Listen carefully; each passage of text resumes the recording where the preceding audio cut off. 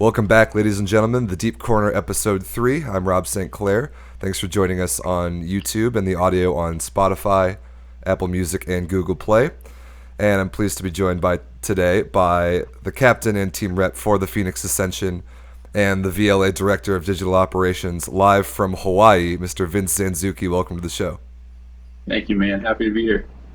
So I like to start by asking people just how they're doing today, but I don't even need to ask you that because you're in Hawaii. That is insane. How's your trip so far? Trip was awesome. We've done a lot of stuff, mostly spending time at the beach. Got a little bit of family out here. I'm out here with my wife, Erica, my son and daughter, Vincent and Guinevere, and my parents also decided to hop along and to hang out a little bit, and we've been just enjoying the beach. Awesome. Can't say I'm not jealous. Yeah, no, it's pretty nice. I mean, the weather was pretty rainy actually, off and on, but I mean, the temperature's always perfect, and I mean, the sun always peeks out every now and then, so yeah, I can't complain about it. Awesome. Let's talk some volley. I want to talk. You wear so many hats for this league, and I kind of want to touch on a little bit of all of them. But first, let's talk about your squad. So you got the purple T-shirt, the Phoenix Ascension shirt there. One thing that is cool that Loy Ball and I talked about in his interview, that, like he mentioned, all 5 VLA teams are like old holdover teams from the PVL days, like back when USCV was running that at the top division. But you weren't always called the Phoenix Ascension. So tell me the origin story of your kind of group, and then when you rebranded to how you look now. Yeah, so originally we were based out of a form of the Arizona High Performance Team, is Arizona Sizzle, and we had both a men's and women's team that competed in the PVL back in from 2013 to 2016 respectively, and all the squad, we were just we were funded and we were taken care of by the Region Ron Pelham and Becky Hudson, Harold Cranswick. They pretty much funded us, put us together, provided our coaching, courts, facilities, everything like that. And I mean, we were just basically the adult version of USAV High Performance. Yep. Okay. Yeah, so I mean that's how we started off, and we played and competed pretty well in PVL. I mean, we finished in the gold bracket in 2014, and the only matches we lost to were to Penn Blast and Lightning. They both finished 2 and 3 that year, and I think until Penn Blast lost in 5 to Pineapple to go to the championship, we were actually the only team to take a set off of them that entire season, or that entire nationals tournament. They were a pretty solid group, but yeah, so we had we were relevant, and we were competing with the top teams quite often, and so I mean we've been around. We had a good foundation with the Arizona region putting us together to be successful. Cool. And then you just kind of kept the band together and kept the guys in the gym and kept competing. I know the Arizona adult volleyball scene is pretty solid. Like, you have several chances to compete. And so then fast forward a couple years, and now you're the Phoenix Ascension, and now you've got a real league platform to play under, like live streamed the whole thing. And you guys already this preseason have gotten to play so many scrimmages against college teams, college club teams. Let's see, you played Long Beach State, like reigning national champions. You played Grand Canyon. You played Park. You played Arizona State Men's Club, who's very good. You played University of Arizona, I think, twice. How does that give your team an advantage going into the actual regular season for the VLA? Well, I mean, to kind of start off with with those, getting the opportunity to play those teams, Long Beach, we've actually been scrimmaging against them for 3 years running now. This will be the 3rd year, so they were back-to-back national champs. We like to claim that, our preseason matches helped them win those 2 national championships. Who's going to argue with you? They started it with us. That's always our running joke. But I mean, I think it's mutually beneficial for a team like that to compete against a team like ours. For us to go out there first, to give us an opportunity to kind of shake the dust off in the fall and to go play some teams. This year we got to play in the Pyramid, which was actually pretty cool. Awesome. And great staff over there, Alan Knight, McKay Smith, great guys that, they want to better the sport just as much as all of us do. So, they give us the opportunity to go out there and play against them, and they do a great job of, catering to us and helping us get, the best and most out of our little trip to Long Beach. But yeah, with Grand Canyon University and Park University, which is in their first year NAIA competing at Gilbert, and then U of A, ASU, obviously their club teams. It gives us an opportunity to be exposed to the younger kids, younger players. I didn't say kids; they're very much College adults kids, out there banging away, And so it gives us an opportunity to show them that, hey, like after you're done, hey, take a look at us. This is a chance for you to keep playing. We're an opportunity for you to continue playing. And obviously, I mean, we got, Serge Nadazhdin, he is a Long Beach guy, and then we got a handful of GCU guys, a couple of ASU guys, Brian Lewis at, U of A, Alex Kiker, U of A. So, all of those teams pretty much have fed into what created Phoenix Ascension. So, having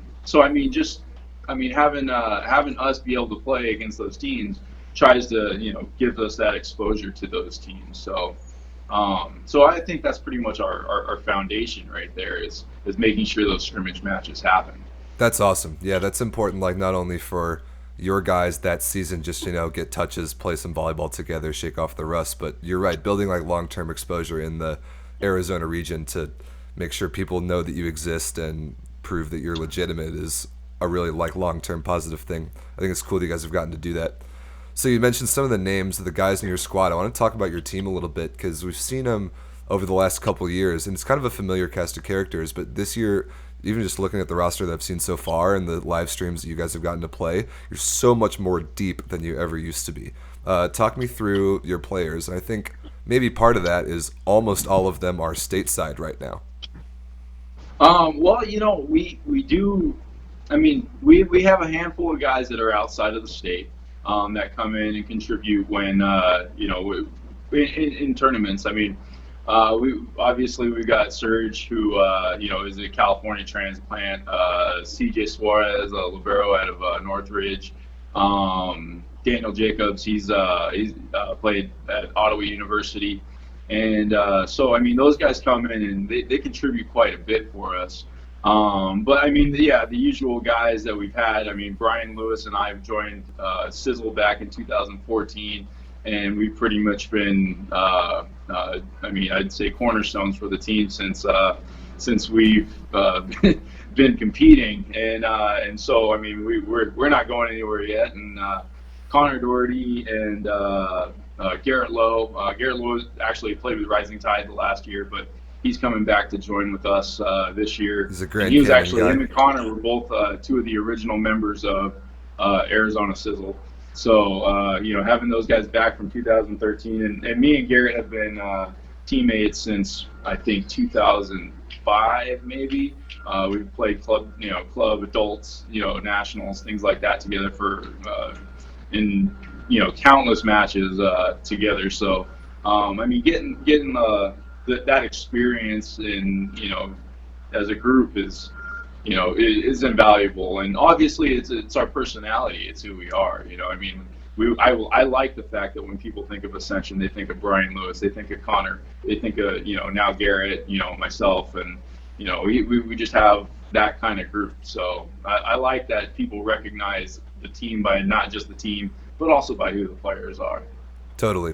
Yeah, I'm looking forward to getting some of your guys onto this show. I want to get Brian, I want to get Joe, I want to get Serge, I want to get Connor, just throughout the season. Such interesting characters and stud players that I can't wait to expose to the people in this kind of format. Yeah, well, especially Joe Kalekamoa, he's that name should be familiar to anyone who knows volleyball. Right. National team a little bit, and then playing A1 in Italy, and I think he was in Slovakia for a little while, and I mean, the guy, he's just a talented guy and a great person to have in our league, let alone just on our team. I mean, we were Great point. fortunate to have him, but just a name like that in our league is huge. And the guy, I mean, he's a setter naturally, but I mean, just a volleyball player at heart. He plays outside hitter for us, so having him in our team, and then also our Mark Olson, another guy who just, I mean, is really growing with the league. So, I mean, you're going to see him progress this season from previous seasons, and it's really exciting to see guys kind of grow with our league. Yeah, Mark's a beast. Don't forget that name. Don't forget any of the names that this guy said. You're gonna love watching this team compete this year. So a couple weeks ago, you guys got to play in the Arizona Cardinals Stadium on the ground where they had a bunch of volleyball courts because the volleyball festival had a girls tournament there, I assume, and then you guys got to put on some scrimmages and live streamed them. First of all, how cool was that? And second of all, tell the people about the volleyball festival, what that like institution kind of is in the Phoenix area, because until we were there last year, I had never heard of it before. Yeah, so volleyball festival. I mean, it is just a tournament, and a huge tournament. It's just marketed very well, and tons of teams from around the Southwest go and play.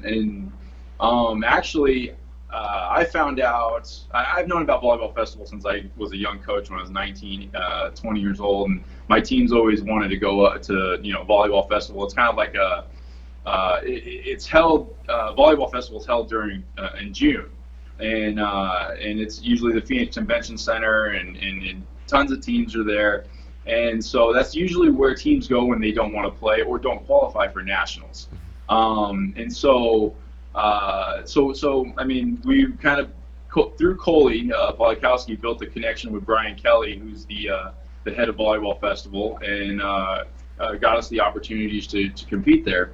And after we played, we actually got just a random call on a Thursday before to play in this JVA tournament down in Tucson against U of A. And after we played that, I mean, we played in front of probably 500, 600, young volleyball players. And so I sent Brian Kelly a message, and I was like, "Hey, you're running this, volleyball festival at the Cardinal Stadium. Do you care if we play?" And he's like, "Absolutely, come on out and play." So they set up a court, got some officials for us, and they even extended the floor for us just for the jump service. to give us some jump serving space, and it was great. I mean, yeah, we didn't quite sell out the stadium. I mean, pretty close, but we got to play in front of a lot of people, and that's what we want to do. And then also building a great relationship with these kind of organizers and promoters and directors is one of our biggest goals. So just the opportunity that we have that with Volleyball Festival, we'll be playing also in June 27th and 28th with them as well at the Phoenix Convention Center. And I mean, just the opportunity to play in their stadium courts is huge for adult volleyball and men's pro volleyball. So totally, that's an awesome exposure and something that we're going to get to do in a similar format at all of our regular season events this year. By the way, Vince, talking about all these preseason scrimmages that you guys have played and the one in Cardinal Stadium, you can go back and watch all of those on the VLA YouTube channel. They've all been live streamed. You can go back and watch all of them on demand. So check those guys out. There's high-level games. It's really fun to watch those. You'll get an idea of the squad that you're kind of going to see on the court this regular season. So speaking of another little change for this regular season, we have a new volleyball in play. The Mikasa V200W is like the new international standard now, and we have Mikasa on board for the league as the official ball sponsor. But with you playing with it as kind of a utility guy, you can pass it, you can set, you can play a lot of different positions. What do you think about this volleyball so far? I gotta be honest, I love the volleyball. It's got a little more pop than the old one. I can't remember. Do you remember what the last one was called? Some similar combination of letters and numbers. Yeah, exactly. It's got that one. You got the blue spiral. but honestly, this thing it doesn't quite have as much action when you're receiving a float serve. Topspin's a little bit easier to control. Setting it is really nice. I've actually pretty much only served it and set it. I dug it once. One of the matches, I got one of those digs.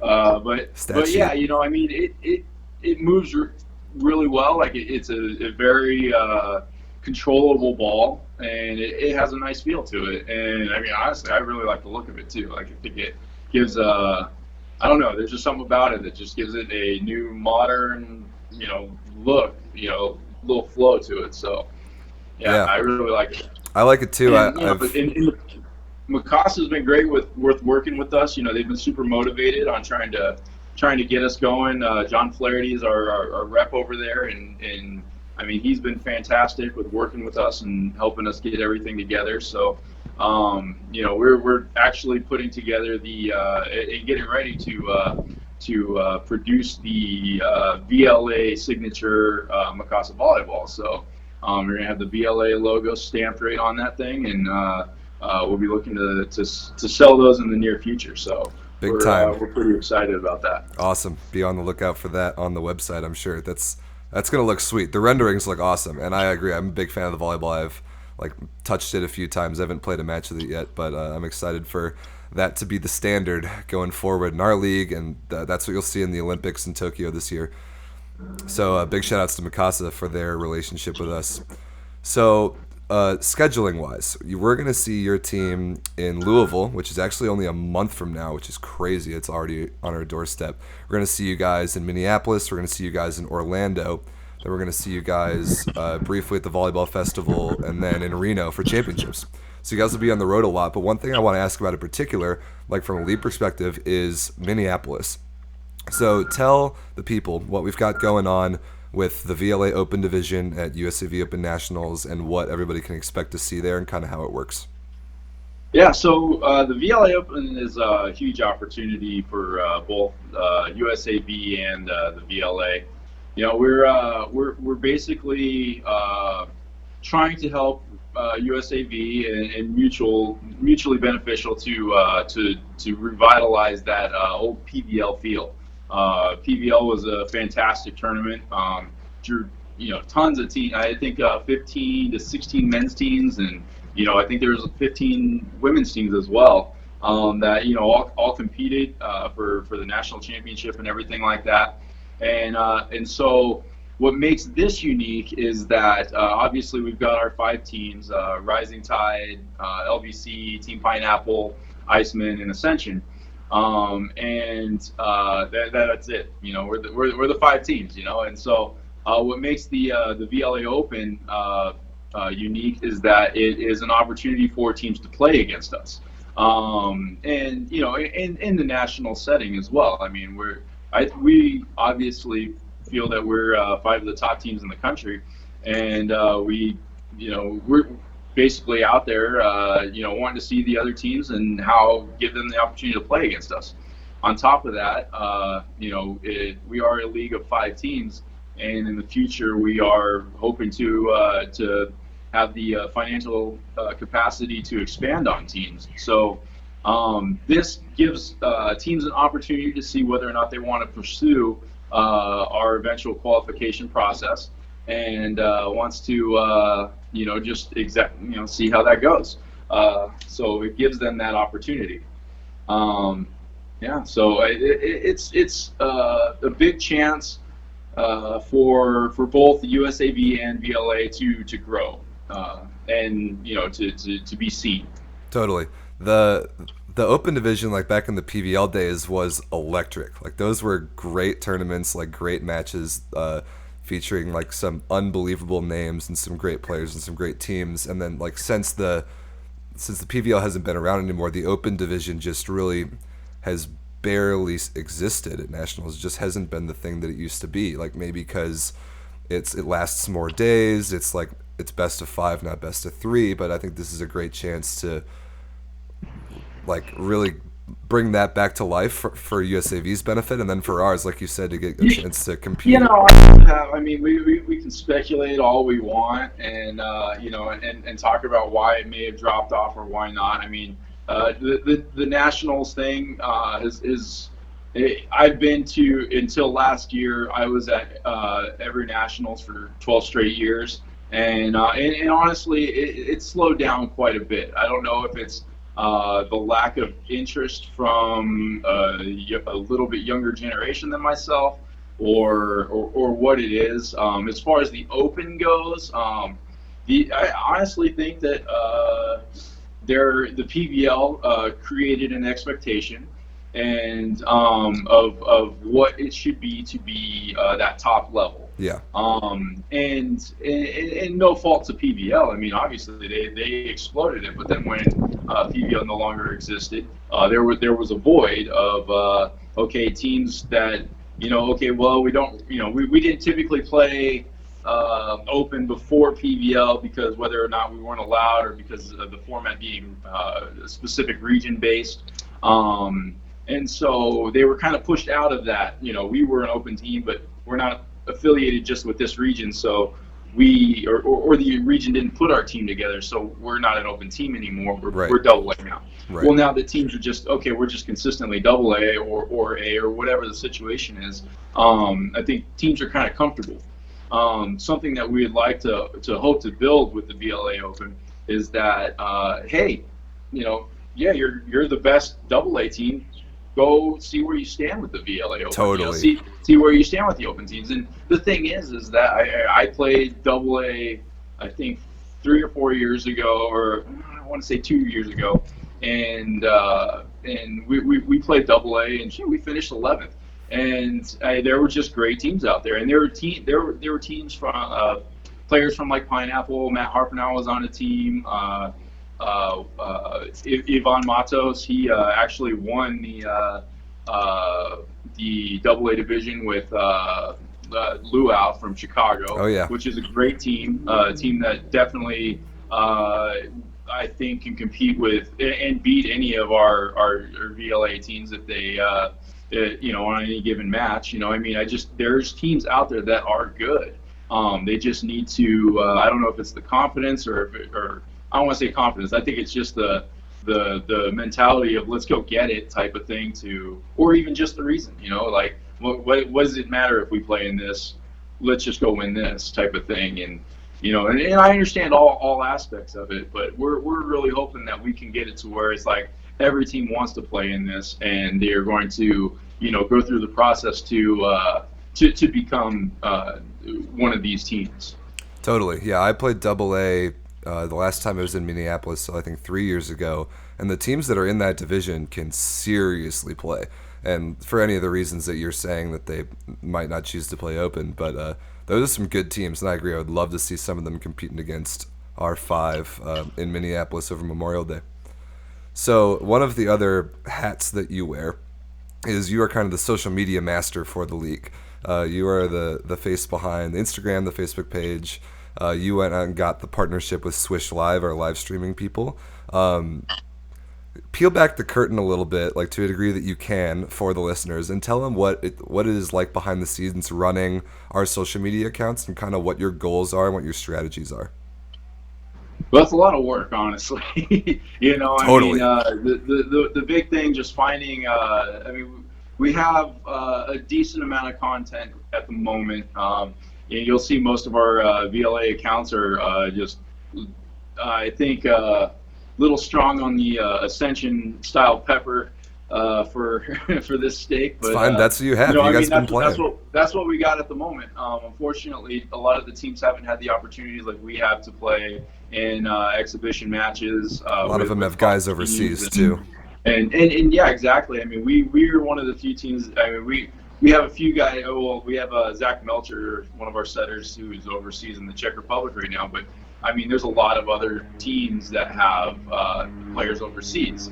And I don't think any player should, by any means at this point, decide to play VLA instead of pursuing an opportunity overseas. Right. No doubt. Maybe in a few years, but definitely not at the moment. So, so back on the topic, I mean, it's a bit of work, but I mean, once we start getting our matches going, like you said, we got a partnership with Swish Live. They're a French company, volleyball players, and I mean their product is great. I mean, they put together a great live stream under difficult conditions. It's incredibly difficult to live stream in convention centers and State Farm Stadium and the Pyramid in Long Beach. And actually, that's kind of the story behind that. Is we were live streaming on Facebook one of our first matches in Long Beach, and Micah Steiner, one of my partners with Ascension, he and one of our liberos, he got a call from a guy named John, and from Switch Live, and he's just like, "Hey, try our product." And so they tried our product, and the product was amazing. It's And awesome. it is a great live streaming product. You get high quality HD quality live stream, and it goes, we can stream it straight to our YouTube, and I mean we can't say enough positive about it. Just the product itself is pretty good and very very key to our 2020 season. Yeah, it's going to be huge. That's one of two big components. Obviously, we've got the events that we're playing at that are all big volleyball convention center style events that a lot of fans listening are familiar with, kind of what it's like to be in one of those buildings. But for the people that aren't there, we need a way to show it to them all across the country online. And I've already used Swish Live, like we've talked about a little bit. It's so easy, man. You just put your phone on your cell phone. You don't need a dedicated camera or anything. Your cell phone is the camera. You can use a second cell phone as a remote to operate the scoreboard. It's extremely high quality. It works in high traffic areas. I agree. I can't say enough good things about the streaming platform. Yeah, no, absolutely, and I mean that's just part of what the convenience of it is something that we definitely need. I mean, when we're running these matches and whatnot. I mean, in Louisville, it's going to be me, Tim Faulkner from Iceman, and Loy Ball from Pineapple, and you. So, Yep, it's that's the going to be production the four team. of us doing the best we can to make sure that we have a consistent live stream being shown to the world, and and making sure our product is being captured as best as we can and as best as we can afford at this point. Yeah, Also, Todd J. He's our photo guy. He's he's going to the be at all the best. events too, The best. and the guy captures amazing images. He's going to have probably about 15,000 pictures by the end of by April 6th, ready for me to put out on Instagram and Facebook and everything. And so, the guy just does amazing work, and he works his butt off, and we get great work out of him. So it's going to be great to see all these things kind of come together at the start of next month. Totally. So let's talk about the YouTube channel where some of the people are watching this video right now, those of them who are consuming the video format. So a lot of the content we've got up there right now, highlight videos, like easy quick hitters, like 30 seconds. For a lot of them that are from your scrimmages, some of them from the ones that were played at Penn State earlier in the year, like with Team Pineapple and LVC. We've got the full matches that you guys have live streamed of your preseason scrimmages, and then we've got this show. And then when the season comes around, that is where all of the matches will be streamed live. It's where you can go back and watch all the matches on demand, all for free. No login necessary. You just find the channel and watch it. This show will be used as a platform to do like event previews and event wrap-ups, and I'll have pretty much the entire league on this show by the end of the season. Talk about the importance of the YouTube channel, as that's kind of what we've chosen as our biggest platform for our content.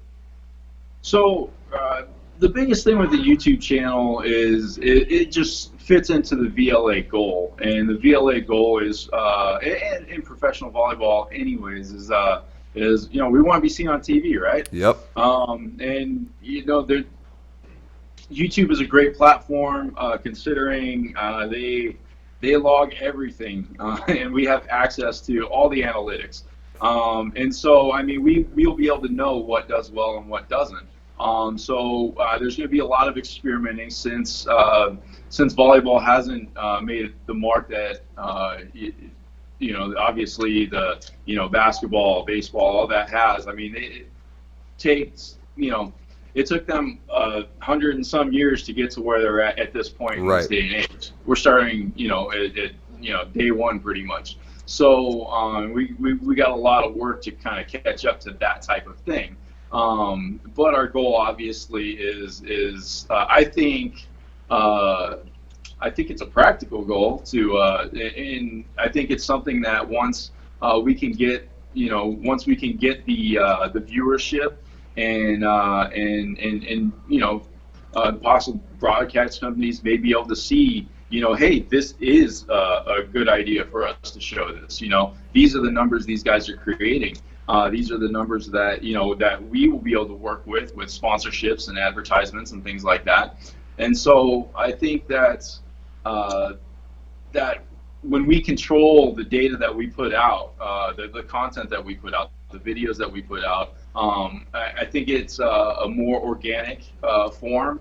We're not, and not saying that it's a bad idea to go and pay a company to put out a bunch of videos for us that may really speak to what we're doing or not. But I mean it's very on the court. You're seeing what's happening. And I mean, this is us. This is our league right Yep. now, So, and that's what we're trying to sell. And so that's I think YouTube is the best route for us for that. And so yeah, I think that that will be kind of the stepping stone for future possibilities. So the season hasn't even started yet. We're like the inaugural season hasn't even started yet. People don't get how much work has been done behind the scenes in this thing, man. Anyway, we're almost to 1,000 subscribers on the YouTube channel. We're definitely over 900. I can't remember the exact number, and we're approaching like our goal in viewership hours. If we get there before the start of the Louisville event in March or in April, that's gonna be a huge deal. So, what's something that the people listening to this that are following the league, what's something that they can all do to help us out with social media, with content, with YouTube, etc.? Yeah, so I guess the big thing right now is I mean, just talking about the league, getting the name out there and telling people about it. Whether it's someone who plays or whatever. I mean, talking about it on social media is a huge thing. Honestly, like I mean, I've done a little bit with the social media and whatnot, and I couldn't tell you the algorithms of Facebook, and I know there's a lot of geniuses out there who they can put a picture up and they know exactly what to tag and know how to do it, and they're going to get 10 million views, and I'm proud of them. But but I mean, ours is we just put the content out there. Hopefully it's good enough for people to talk about and watch over and over again. And if not, then we're going to put more content out, and we're going to put another picture out and another video, and we're going to keep doing it until it gets to what we want, and until people like it. And I think that all of us are just like, you know what, we're not going to wait for someone to come and do this for us. We're going to do it ourselves. And I think that's kind of our motivation and our mentality going into this league. So the big thing is, if you do know someone and you support our league and you support volleyball, you want to see the same things we want to do, watch a video. I mean, there's 30-second videos, there's 30-minute videos, there's hour-and-a-half matches. Watch one. And when an advertisement pops up for 5 seconds, 10 seconds, sit through it. I mean, it's not going to kill you, and that just makes us look better what you did. That just shows that our content is worth watching a 20-second advertisement to continue watching. So, I mean, that's our biggest thing is just hoping that we can get those views and we reach as many people as possible. Totally. Yep. Everything that is all the content that's being produced so far is us. It's you. It's Loy. It's me. It's Tim, it's Coley, it's Eric Martin from LVC has been building a lot of graphics for us. All this is done by people who are awesome volleyball players, awesome volleyball people, and also very talented media people or just content creators. Like, we're doing this all ourselves. The moral of the story, watch the content. Like, talk about it, like tell people what we got going on. And once we get in front of gyms of thousands of junior players like we will in Louisville in a month, the people in that building are going to be talking about us. So it's going to be awesome. Everybody's going to know we exist sooner or later once the season starts. So you might as well get on the bandwagon early, get engaged with us in like the comment section of this video. Tell us what's going on, Instagram, whatever. Get engaged with the league, and that's kind of the moral of the story. It's going to be fun. Yeah, absolutely, and that's the thing is all of us like talking about it. You're not going to run into a single person. Me, Lloyd, Tim, Coley, Daniel Davidson from Rising Tide, Ryan Windich, who's actually coaching that team now. You're not going to run into a single a person who doesn't want to talk about this league. So if you got questions, and if you have inquiries about anything as well, we're open to either get you in contact with the person that needs to help you with that or anything. We plan on a huge expanded schedule starting roughly in September of this year, and we have a lot of plans that we are about to release. And so we get asked a lot about how do we get involved, how can our club get involved, how can we play. Obviously the VLA Open is the first step, and if you want to play, hey, there's nationals right Sign there. Up. Yep, do it. I know we get that asked a lot, how does my team join the league? Well, start by showing up to this thing. If not, then we're going to have a lot of future opportunities for teams to play, because we don't want to be just a league of our exclusive little clique that this is who we are, and everyone else from the outside is kind of on the outside looking in. We want to be a very inclusive league. We want to reach every single corner of the United States and possibly beyond that, but we definitely want everyone involved, and that's what is going to make professional volleyball successful in this country. It's not going to be just a pocket of guys here or there that just decide, oh, we're professional now. It doesn't work that way. It needs to be a collective group from the entire country community, which is exactly why we have the Junior Volleyball Association, AAU, and USAV all on board with what we're doing. It's because they know, as well as we do, that it's not going to be just a select group of guys that does it. It's going to be the entire country that makes professional volleyball happen. And obviously, we're talking about men's volleyball and women's volleyball as well. We're not just talking about us. That's right. We want everyone involved. So that's the big thing, and that's our goal is to make this work. That was so well said, and a perfect way to wrap this thing up, Vince. Thank you so much for calling in from Hawaii vacation to chat with me. We will see you and your guys in Louisville right about a month from now. So everybody, thanks so much for tuning in on audio or video. Get engaged with us. Hit us up on social media. Let us know in the comments of this video who you want to see next. And until the next episode, Vince, thanks for joining me. Everyone else, thanks for watching. All right, thank you.